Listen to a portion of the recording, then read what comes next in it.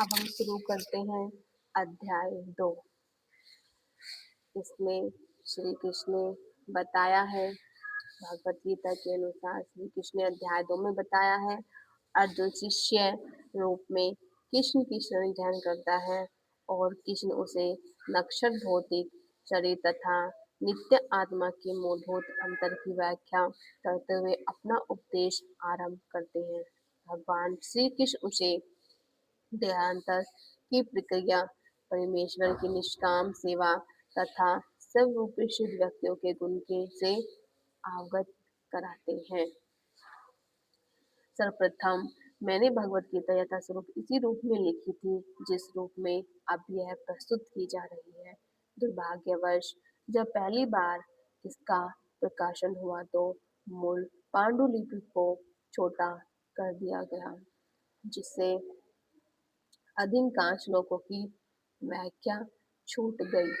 मेरी अन्य सारी कृतियों में पहले मूल श्लोक दिए गए हैं, फिर उनका अंग्रेजी में लिपकरण तथा संस्कृत शब्द का अंग्रेजी में अर्थ है, फिर भी अनुवाद और अंग्रेजी में लिप्यंतरण तथा संस्कृत शब्दों का अंग्रेजी में अर्थ, फिर अनुवाद और अंग्रेजी में लिप्यंतरण तथा संस्कृत शब्दों का अंग्रेजी में अर्थ, अनुवाद और अंत में तात्पर्य रहता है। इससे कृति प्रमाणित तथा विद्यापूर्ण बन जाती है और उसका अर्थ अंत स्पष्ट हो जाता है।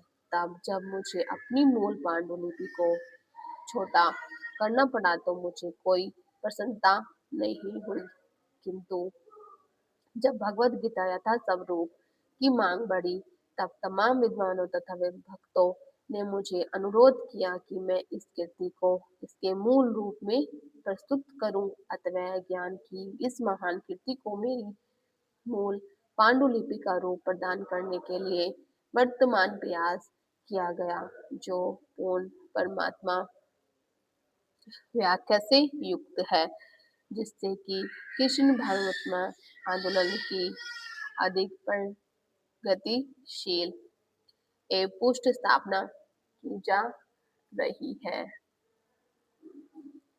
हमारे कृष्ण भागवत आंदोलन मौलिक ऐतिहासिक दृष्टि से प्रमाणित सहज तथा दिव्य है, क्योंकि यह भगवत गीता यथास्वरूप पर आधारित है। यह पूर्ण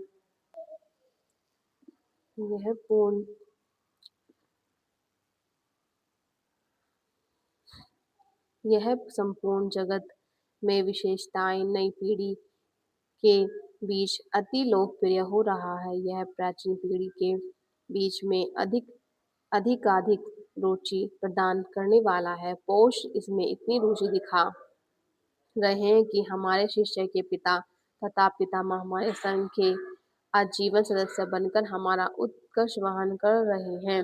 लॉस एंजलिस के अनेक माताएं तथा पिता मेरे पास यह कृतज्ञता व्यक्त करने आते हैं कि हम सारे विश्व में कृष्ण भगवान आंदोलन की अनुयायी कर रहा है। इसमें जो लोग ने कहा है कि अमेरिकी लोग बड़े हैं भाग्यशाली हैं कि मैंने अमेरिका में कृष्ण भावनात्मक आंदोलन का शुभारंभ किया, किंतु इसे आंदोलन के आदि प्रवक्ता तो स्वयं भगवान श्री कृष्ण हैं, क्योंकि यह आंदोलन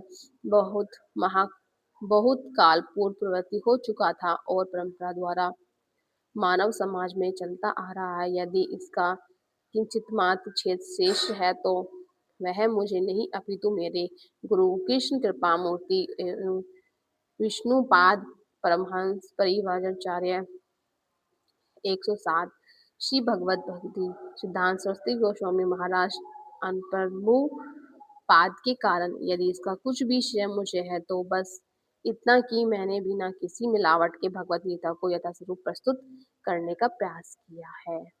इसे मेरे प्रस्तुतकरण तथा के पूर्व भगवत के जिन्होंने संस्कार निकले हैं, संस्करण निकाले हैं, उसमें व्यक्तिगत महत्वाकांक्षी को व्यक्त करने के प्रयास दिखते हैं, किंतु भगवत गीता यथा स्वरूप प्रस्तुत करते हुए हमारा प्रयास भगवान कृष्ण श्री कृष्ण के संदेश मिशन को प्रस्तुत करना रहा है। हमारा कार्य तो कृष्ण की इच्छा को प्रस्तुत करना है, न कि किसी राजनीतिक, दार्शनिक या वैज्ञानिक की संस्कारी इच्छा को, क्योंकि इनमें चाहे कितना भी ज्ञान क्यों न हो, कृष्ण विषयक ज्ञान रंच मात्र को भी नहीं पाया जाता। जब श्री कृष्ण कहते हैं मानना भव मद्भक्तो मद्दजी माँ नमस्कुरु, तो हम यथाकथित पांडवों की तरह यह नहीं कहते कि कृष्ण तथा उनकी अंतरात्मा पृथक पृथक है। कृष्ण ब्रह्मा है, कृष्ण जो है वह परम ब्रह्मा है, और श्री कृष्ण के नाम, उनके रूप के, उनके गुणों, उनकी लीलाओं आदि में अंतर नहीं है। जो व्यक्ति परम ब्रह्मा कृष्ण भक्त नहीं है, उनके लिए कृष्ण के सर्वोच्च ज्ञान को समझ पाना कठिन है। ये बात सही है। जो व्यक्ति कृष्ण भक्त नहीं है तो वो कृष्ण के ज्ञान को नहीं समझ सकता, ना ही उनकी लीला को पहचान सकता है। कठिन है। सामान्यता यथाकथित विद्वान, राजनीतिक दर्शक तथा स्वामी कृष्ण के समग्र ज्ञान के बिना भगवद गीता पर भविष्य लिखते समय या तो कृष्ण को उसमें से निकाल फेंकना चाहते हैं या उनको मार डालना चाहते हैं। भगवद गीता का ऐसा प्रमाणित भविष्य मायावादी भविष्य कहलाता है, और श्री कृष्ण चैतन्य प्रभु हमें ऐसा प्रमाणित लोगों से सावधान कर रहे हैं। वे कहते हैं कि जो भी व्यक्ति भगवद गीता को मायावादी दृष्टि से समझने का प्रयास कर रहा है, वह बहुत बड़ी भूल करेगा। ऐसा ऐसी भूल का परिणाम यह लोग नहीं समझ पा रहे हैं। भगवद गीता के दिग्भ्रमण जिज्ञासु आत्मिक मार्गदर्शन के मार्ग से मोहग्रस्त हो जाएंगे और वे भगवत धाम वापस नहीं जा सकेंगे। भगवत गीता यथारूप को प्रस्तुत करने का एकमात्र उद्देश्य बद्ध जिज्ञासु को उस उद्देश्य का मार्ग कराना है, जिसे के लिए कृष्ण इस धारा को ब्रह्म के एक दिन एक बार अर्थात प्रत्येक 7,60,000 वर्ष के बाद अवतार लेते हैं। भगवत गीता में इस उद्देश्य का उल्लेख हुआ है और हम उसे उसी प्रकार की में ग्रहण करना चाहते हैं। अतः भगवत गीता तथा उसके व्यक्त भगवान कृष्ण को समझने का कोई अर्थ नहीं है। भगवान कृष्ण ने सबसे पहले लाखों वर्ष पूर्व सूर्य देव से भगवत गीता का प्रवचन किया था। भगवान कृष्ण ने सूर्य देव से स्वयं ही कई करोड़ों साल पहले भगवत गीता का प्रवचन किया था। हमें इस तथ्य को स्वीकार करना चाहिए और कृष्ण के प्रमाण की गलत व्याख्या किए बिना भगवत गीता के ऐतिहासिक महत्ता को समझना होगा। कृष्ण की इच्छा का संताप दिए बिना भगवत गीता की व्याख्या करना महान अपराध है। इसे अपराध से बचने के लिए कृष्ण को भगवान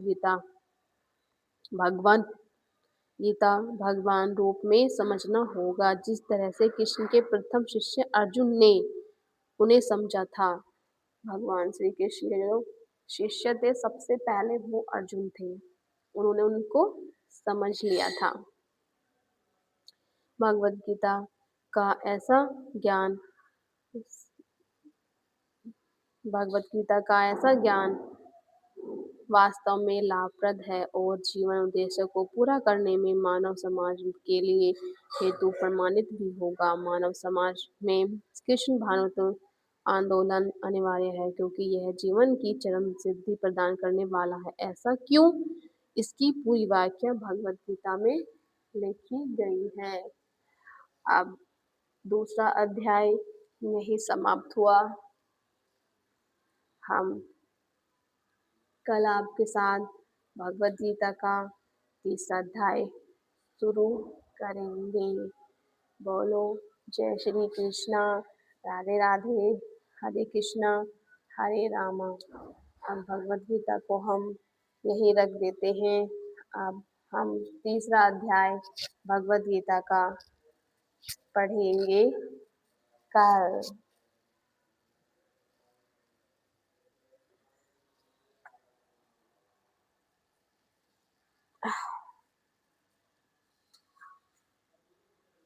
सभी को राधे राधे, जय श्री कृष्णा। मिलते हैं कल तीसरे अध्याय में भगवत गीता के।